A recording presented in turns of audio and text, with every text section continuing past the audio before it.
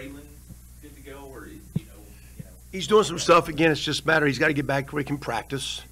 And he needs to practice, to improve. He practiced last week, but just very lightly with the amount of weight he could put on it. Did more Sunday, although we did not do a lot Sunday, coming back with late travel. So it'll be an interesting day.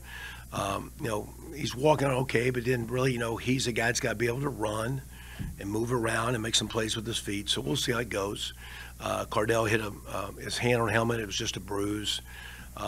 He looked okay Sunday.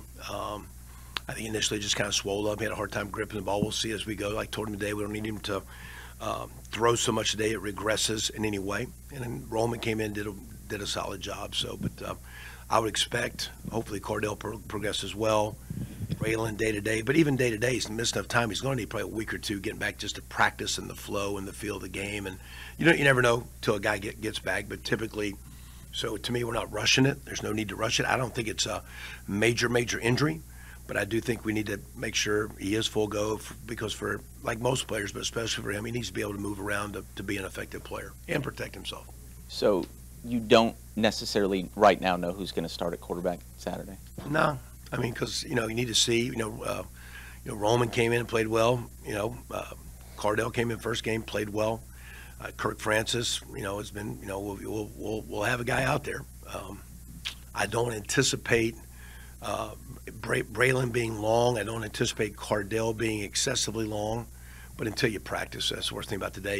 You're speculating and you're just not trying to be vague or coy. You just don't know. And last, how much of a challenge is that? Obviously, the competition's really stiff here in September, but also new season, and you've had to play 3 quarterbacks already. How difficult is that to get the offense going? With the quarterback situation being what it's been. Yeah, I mean the 2 backups that came in and statistically had better games than the guys that started. So I mean, we have practiced well. I thought we've done a good job of implementing what we want to do. So we did not scale it back. Last week, our scale back was trying to just make sure we could block those guys and stay on schedule, not take too many risky plays. We weren't playing to take the air of the ball or keep it close, but we couldn't get in the drop back contests against those guys early in the game with the receiver matchups and the blocking matchups. So we did take the first drive down, had a 3rd down play we didn't make where we had the ball in our hands, kicked a field goal. Second drive gets to midfield, we go for it on 4th down. Third drive, we throw a pick in the end zone. If you get some points there and you're sitting at a 14-10 or a 22-14 or 10 half, you're feeling a little bit better than 22-3. So, we move the ball well, and I don't think quarterback play has hindered us in any game as the starter's been out. It's been our ability to play as a team, and we need to score more points in games like that. We didn't. You're not going to win games scoring 10 points.